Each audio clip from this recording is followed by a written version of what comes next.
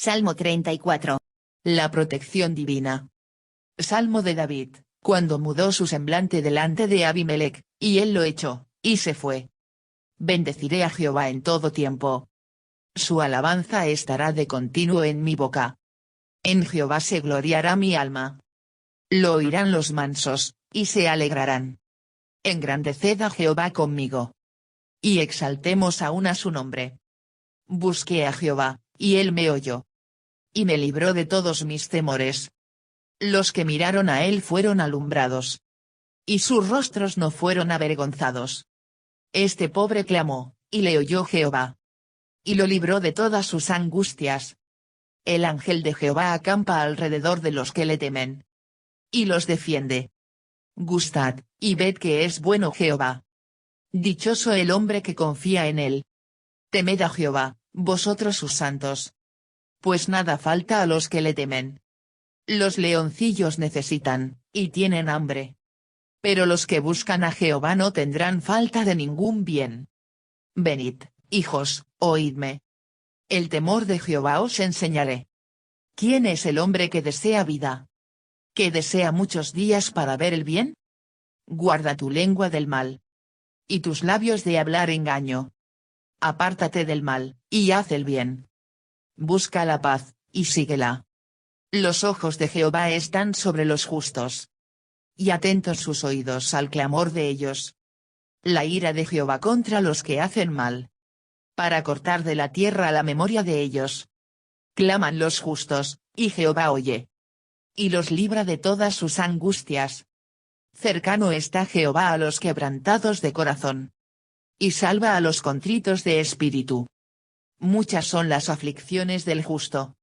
Pero de todas ellas le librará Jehová. Él guarda todos sus huesos. Ni uno de ellos será quebrantado. Matará al malo la maldad. Y los que aborrecen al justo serán condenados. Jehová redime el alma de sus siervos. Y no serán condenados cuantos en él confían. Alabanza desde la cueva. Este salmo tiene por título, Salmo de David, cuando mudó su semblante delante de Abimelech, y él lo echó, y se fue.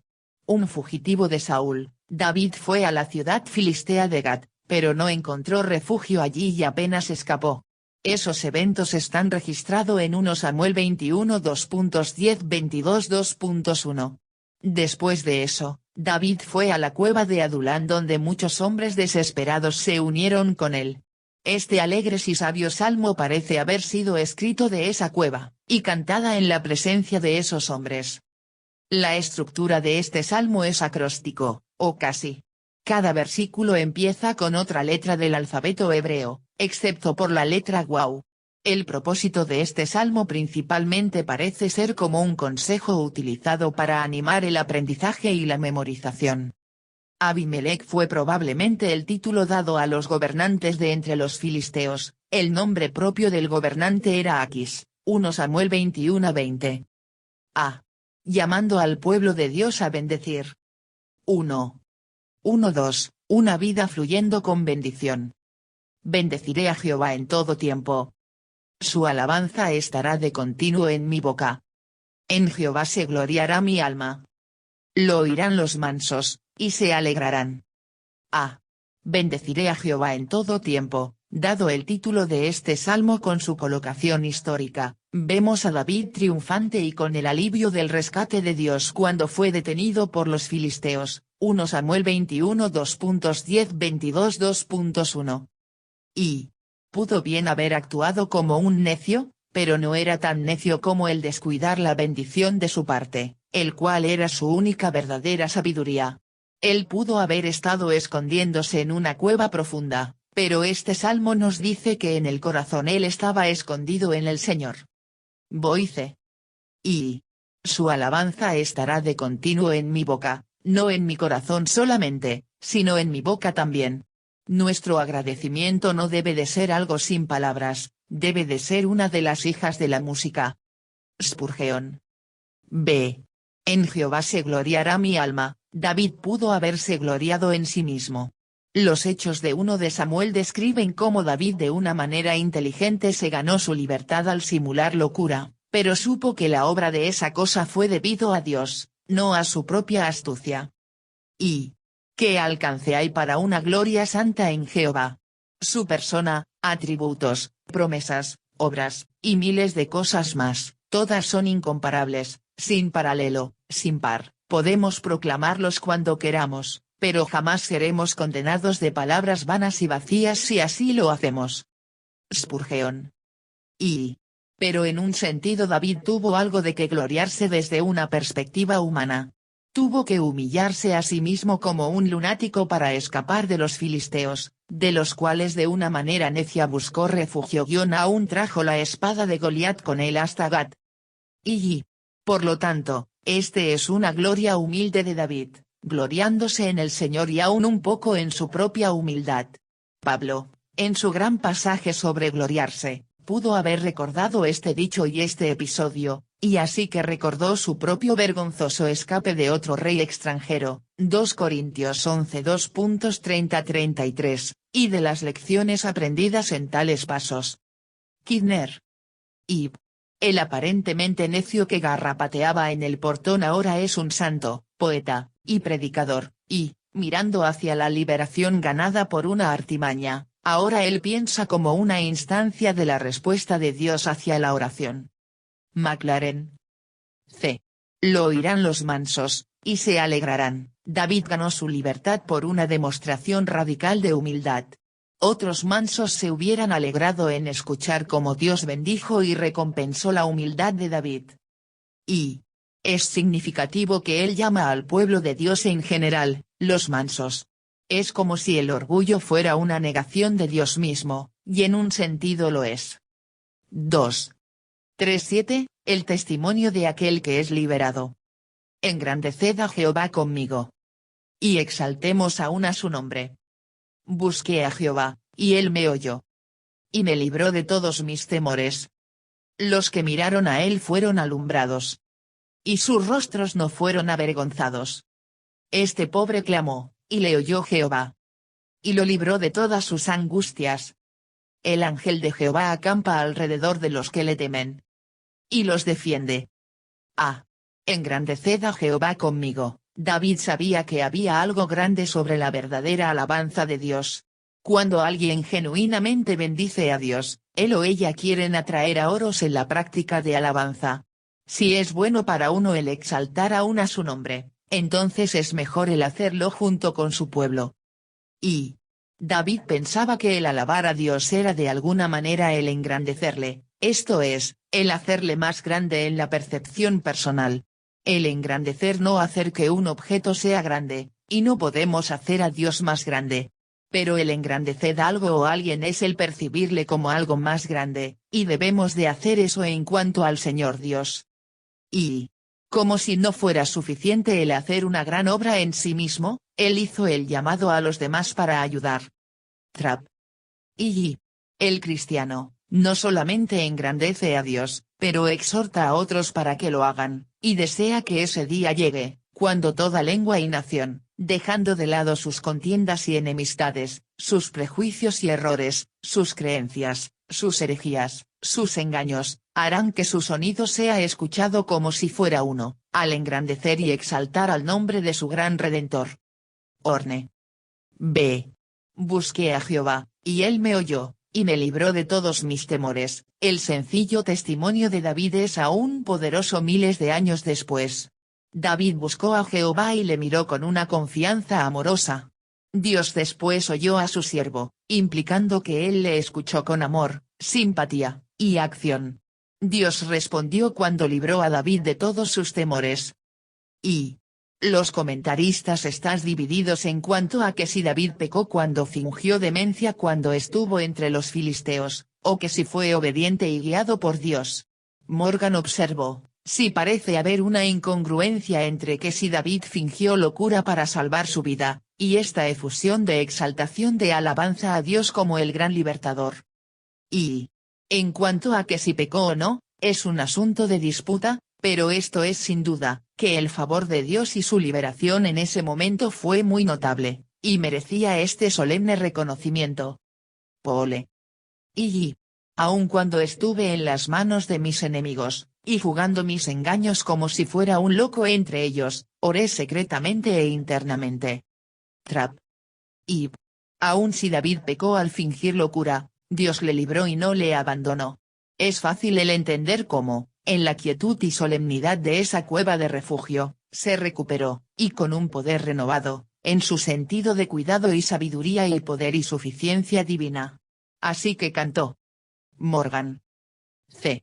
Los que miraron a él fueron alumbrados, y sus rostros no fueron avergonzados. Al moverse de yo a ellos, David indica que esta experiencia no era solamente suya. Muchos otros conocían y conocerían lo que es el poner el enfoque de su amorosa confianza sobre Dios, y el recibir su ayuda. Y los que miraron a él, mientras más podemos pensar en el Señor, y menos en nosotros mismos, será mejor. El mirar hacia él, al estar sentado sobre la diestra del trono de Dios, mantendrá nuestras cabezas, y especialmente nuestros corazones, firmes cuando atravesemos por aguas profundas de aflicción. Smith, citado en Spurgeon. Y fueron alumbrados, la idea es que tomaron algo de la propia gloria y luz de Dios. Luego el apóstol Pablo explicaría mucho de los mismos pensamientos. Por tanto, nosotros todos, mirando a cara descubierta como en un espejo la gloria del Señor, somos transformados de gloria en gloria en la misma imagen, como por el Espíritu del Señor. 2 Corintios 3:18, este resplandor es algo de evidencia de que uno verdaderamente le ha mirado a él. Y alumbrados es una palabra que se halla de nuevo en Isaías 62.5, donde describe el rostro de una madre brillando al ver a sus hijos, los cuales había dado por perdidos. Kidner. Y sus rostros no fueron avergonzados. David también sabía que Dios jamás abandonaría a aquel que confía en él. Dios les daría confianza en el momento, y vindicación a su tiempo. Este pobre clamó, y le oyó Jehová. David de nuevo enfatizó su experiencia personal de estas verdades. Él era el pobre que clamó a Dios, y que Dios contestó de una manera gloriosa. Punto centrado. Un clamor es corto, y no es dulce. Punto centrado. Un clamor es por un momento, y amargo. Punto centrado. Un clamor es el lenguaje del dolor. Punto centrado. Un clamor se produce naturalmente. Punto centrado. Un clamor tiene mucho significado sin música. Y el actuar como un loco entre los filisteos, David en verdad era un pobre hombre. El tomar la fuerza de las palabras de David solamente se debe de recordar su peligro y el objeto que utilizó para aferrarse para salvar su vida. Kidner. El ángel de Jehová acampa alrededor de los que le temen. David apenas escapó de la muerte entre los filisteos. Aún seguía siendo un hombre cazado y buscado por el rey Saúl, quien estaba determinado a matarle. Un grupo de hombres perdedores en Arapos se le unieron en Adulam. David estaba genuinamente en un lugar muy bajo, sin embargo aún seguía lleno de alabanza y confianza, aún sabiendo que Dios tenía un campamento angelical alrededor de él. Y el triunfo y alegría de este salmo es tan claro, es fácil el olvidar el contexto de la vida de este salmo. Es para las personas que se hallan a sí mismas en el lugar más bajo de su vida, el lugar donde estaba David. O que se hallen a sí mismos entre la roca, en cuyo caso era el rey Saúl, y un lugar difícil, el cual era el rey Aquis. Es para ti, cuando todo parece estar en tu contra. Boice. Y la protección de David es real, aun si era invisible. Él no podía ver la presencia angelical alrededor de él, pero era real. En muchas ocasiones en el Antiguo Testamento, el ángel de Jehová es una aparición materializada de Yahvé mismo, como en Jueces 13 y en algunos otros lugares. No sabemos si David quiso decir esto como si fuera un ser angelical enviado por Dios, o Dios mismo presente con el creyente. Ambos son verdad. Y el fugitivo, en su refugio precario en la cueva de Adulam, piensa en Jacob, quien en su hora de necesidad sin defensa, fue animada por la visión del campamento angelical el cual rodeaba su pequeña banda. McLaren. Este es un pasaje que da soporte al pensamiento de un ángel guardián para cada quien, o quizás al menos para los creyentes. Uno no puede decir que este pasaje prueba la idea, pero es consistente con ello. Deja que la consideración de estos guardianes invisibles, quienes son también espectadores de nuestras acciones, a la una nos refrenen del mal, y nos inciten a hacer el bien. Orne. 3. 8-10, una invitación para compartir el testimonio alegre. Gustad, y ved que es bueno Jehová. Dichoso el hombre que confía en él. Temed a Jehová, vosotros sus santos. Pues nada falta a los que le temen. Los leoncillos necesitan, y tienen hambre. Pero los que buscan a Jehová no tendrán falta de ningún bien. Gustad, y ved que es bueno Jehová. Después de hablar de su propia experiencia, David reta al lector, o cantante, de este salmo a experimentar la bondad de Dios por sí mismo. Esto solo podía venir de un encuentro personal, en una manera similar a gustad o ved. El gusto y la vista son sentidos físicos, maneras en las cuales se interactúa con el mundo material. De alguna manera la fe es como un sentido espiritual, y con él interactuamos con el mundo espiritual. En este sentido, gustad y ved son como confiar en Dios, amarle, buscarle, yendo en pos de él. Gustad, por ejemplo, considéralo con seriedad, y profundidad, y con emoción, pruébalo por tus experiencias y la de otros. Esto es opuesto por esos pensamientos débiles y que se desvanecen en los cuales los hombres lo llevan. Pole. Como aquel que siente el fuego caliente, o como aquel que ha probado la dulce miel, no deben de utilizar argumentos para persuadirle a que crea en ello. Así es aquí, deja que el hombre pruebe que el Señor es bueno, y él, de allí en adelante, será como un recién nacido, deseando la sincera leche de la palabra. Trap. Tanto Hebreos 6 2.5 y 1 Pedro 2 2.3 utilizan este versículo para describir la empresa hacia la fe, y para urgir en que la prueba debe ser más que una prueba casual. Kidner. Hay algunas cosas, especialmente en las profundidades de la vida religiosa, los cuales solamente pueden ser entendidos al tener experiencia, y los cuales son aún incapaces de ser adecuadamente representados en palabras. Gustad y ved que el Señor es bueno. El placer debe llegar antes de la iluminación, o más bien, el gozo es la iluminación. Binney, citado en Spurgeon. Dichoso el hombre que confía en él. David estaba seguro que aquel que gusta y veo que confía en Dios, no sería desamparado. Dios le haría dichoso. Temed a Jehová, vosotros sus santos. David pensaba que el temed a Jehová era muy parecido al confiar en él y en experimentar su bondad. Este temor es la reverencia apropiada y el respeto que el hombre tiene por la deidad. Si en verdad experimentas la bondad de Dios, si en verdad experimentas la bienaventuranza de confiar en él, entonces también tendrás un apropiado temor del Señor. Pues nada falta a los que le temen. Aún alguien tan fuerte como leoncillos pueden tener necesidad y pasar hambre, pero David testificó de la gran provisión de Dios. La palabra leoncillos puede ser una metáfora para aquellos que son fuertes, opresivos, y malvados. Van Gemeren.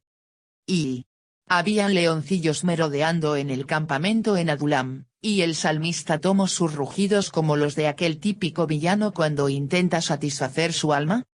McLaren. David experimentó el bien de parte de Dios en su liberación de entre los filisteos. Él sabía que era algo bueno, y no debido a su propio poder o fuerza, era la bondad de Dios extendida a aquellos que buscan a Jehová. Aunque Dios usualmente tiene un cuidado especial para suplir las necesidades de los buenos hombres, y lo ha hecho de maneras extraordinarias, cuando lo ordinario ha fallado, pero en ocasiones Él sabe, y es ciertamente verdad, que las necesidades y las cruces son más necesarias y útiles para ellos que el pan, y en tales casos es una gran misericordia de Dios el negarles la provisión que el otorgárselas. Pole. Pablo no tenía nada, y aún así poseía todas las cosas. Trap. Enseñando al pueblo de Dios. 1. 11-14, viviendo en el temor de Jehová. Venid, hijos, oídme, El temor de Jehová os enseñaré. ¿Quién es el hombre que desea vida? ¿Que desea muchos días para ver el bien? Guarda tu lengua del mal. Y tus labios de hablar engaño. Apártate del mal, y haz el bien. Busca la paz, y síguela. Venid, hijos, oídme, siguiendo la liberación de David por medio de la locura entre los filisteos, muchos que estaban en angustia, en deudas, o en descontento se juntaron con él en la cueva de Adulam, 1 Samuel 22 2.12. Es razonable el pensar que David enseñó a estos hombres sus más recientes lecciones de fe, incluyendo el temor de Jehová. Y, mientras David describía el temor de Jehová, esto se arraigó en acción, no en sentimientos religiosos. David está diciendo que el temor de Jehová es hacer bien, esto es, que implica obediencia. Boice. B. ¿Quién es el hombre que desea vida? David le enseñó a su inusual grupo de seguidores que uno debe de ver la bendición de Dios en la vida, el vivir en el temor de Jehová. Punto centrado. Guarda tu lengua del mal. David le enseñó a sus hombres, tan broncos como fueran, que ellos no debían hablar mal. Punto centrado. Y tus labios de hablar engaño. David les enseñó que una forma particular de mal para evitar es el de mentir y decir engaño. Punto centrado. Apártate del mal, y haz el bien. David le habló a sus hombres sobre simplemente dirigir la vida lejos del mal, y hacia el bien. Punto centrado. Busca la paz, y síguela. David le enseñó a sus hombres el no simplemente pensar en términos de guerra y batallas, sino en términos de paz, y el seguirla. La paz con Dios y entre los hombres debe ser buscado. C. Que desea muchos días para ver el bien. La instrucción de parte de David hacia sus hombres en la cueva de Adulam era mucho a la luz del antiguo pacto, por lo que él y el resto de Israel se relacionaban con Dios. Bajo el nuevo pacto la bendición de Dios está en Cristo Jesús y el recibir la fe, no por nuestra obediencia. Y el enseñar a los hombres el cómo vivir y cómo morir es la mira de toda instrucción útil religiosa. Las recompensas de la virtud son los señuelos con los cuales los jóvenes deben de ser atraídos hacia la moralidad. Mientras nosotros enseñamos piedad hacia Dios, también debemos de vivir mucho de esa moralidad hacia los hombres. Spurgeon. 2. 15-16, viviendo bajo los ojos cuidadosos de Dios. Los ojos de Jehová están sobre los justos. Y atentos sus oídos al clamor de ellos. La ira de Jehová contra los que hacen mal.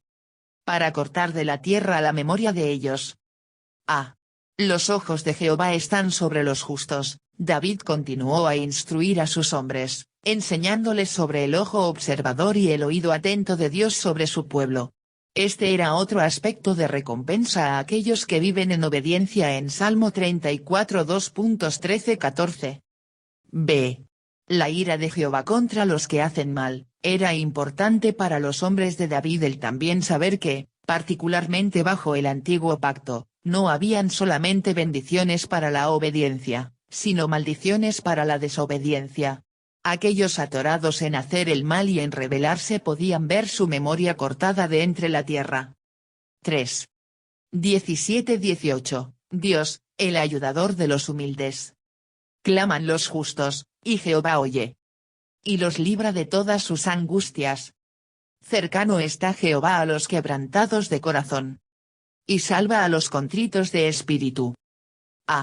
Claman los justos, y Jehová oye. David le recuerda a sus hombres en la cueva de Adulam, de nuevo, especialmente bajo el antiguo pacto, el cuidado atento de Dios sobre sus justos.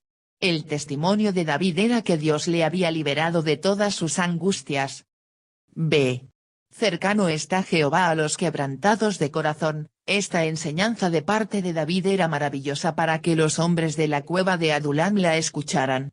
Ellos, al estar en deuda, angustiados, y descontentos, eran aquellos quebrantados de corazón y contritos de espíritu. Ellos eran objetos del favor y salvación de Dios, no los miraba con desdén. Y aquellos, cuyo espíritu está contrito, aun quebrantado, con la más grande de las calamidades. Aquellos cuyo corazón o espíritu están en verdad y profundamente humillados bajo la mano de Dios. Pole. Y un ave con un ala rota, un animal con una pierna rota, una mujer con un roto corazón, un hombre con un propósito de vida quebrantado. Estos parecen caer de la corriente principal de la vida hacia la sombra. Se apartan para sufrir y caer. La ocupada rapidez de la vida se basa en ellos. Pero Dios los acerca. Meyer. Y somos aptos para dejar a los hombres en la proporción de la humildad que tienen entre nosotros, Dios los considera en dicha proporción. Orne. Y los corazones quebrantados piensan que Dios está muy lejos, cuando en realidad Él está más cerca de ellos, sus ojos están velados para que no vean a su mejor amigo. Así es, Él está con ellos, pero ellos no lo saben. Spurgeon. V. A los contritos de espíritu, el espíritu golpeado.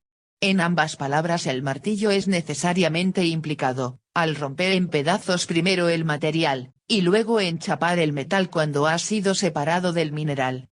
Clarke. 4. 19-22, el cuidado de Dios por sus justos. Muchas son las aflicciones del justo. Pero de todas ellas le librará Jehová. Él guarda todos sus huesos. Ni uno de ellos será quebrantado. Matará al malo la maldad. Y los que aborrecen al justo serán condenados. Jehová redime el alma de sus siervos. Y no serán condenados cuantos en él confían. Muchas son las aflicciones del justo. David habló de su propia experiencia a sus hombres en la cueva de Adulam. Aunque él era relativamente joven, aún así pasó por muchas aflicciones, y esto como un hombre justo. Y muchas son las aflicciones, pero más son las liberaciones. Maclaren. B. Pero de todas ellas le librará Jehová. Este era el principio que contestó la declaración anterior. En verdad, el justo tenía muchas aflicciones, pero la liberación de Dios era real en la vida de David y en la experiencia de muchos del pueblo de Dios. C. Él guarda todos sus huesos, ni uno de ellos será quebrantado. David pudo ver su propio cuerpo y ver que a pesar de que había pasado por muchas batallas, accidentes, y dificultades, sin embargo ni un hueso fue quebrantado. Y, de acuerdo con el Evangelio de Juan, David no solamente habló de su experiencia. Él también habló de manera profética del Mesías por venir, Cristo Jesús. Juan explicó que los soldados romanos que supervisaron la crucifixión de Jesús fueron a su cuerpo en la cruz, esperando en apurar y garantizar su muerte de la manera tradicional, quebrando las piernas de la víctima crucificada. Cuando observaron cuidadosamente, se percataron de que Jesús ya estaba muerto y traspasaron su costado para confirmarlo. Juan escribió, porque estas cosas sucedieron para que se cumpliese la Escritura, no será quebrado hueso suyo. Juan 19:36. Y los huesos de Cristo por sí mismos eran quebrantables, pero en verdad no podrían ser quebrantados por toda la violencia en el mundo, ya que Dios había de antemano decretado, ni uno de ellos será quebrantado. Así que confesamos que los hijos de Dios son mortales, pero todo el poder del diablo o del hombre no podrán, no pueden matarlos antes de su conversión, de acuerdo con la elección de Dios de ellos para vida, lo cual debe ser completamente cumplido. Fuller, citado en Spurgeon. D. Matará al malo la maldad, y los que aborrecen al justo serán condenados. David tenía confianza, y más que en el rescate del justo. Él también confiaba en que los malos y aquellos que odian serían juzgados. Y matará al malo la maldad, ya sea, 1. La maldad del pecado. Su propia iniquidad, aunque diseñada en contra de otros, le destruirá a sí mismo. O, 2.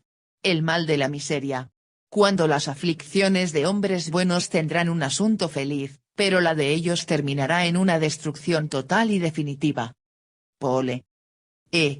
No serán condenados cuantos en él confían. David pudo proclamar que Dios rescataría el alma de sus siervos, y serían hallados en un lugar fuera de la condenación de Dios. Y muchos siglos después el apóstol Pablo escribiría, ahora, pues, ninguna condenación hay para los que están en Cristo Jesús, Romanos 8:2.1. Aún bajo el antiguo pacto, David sabía algo de esta libertad de la condenación.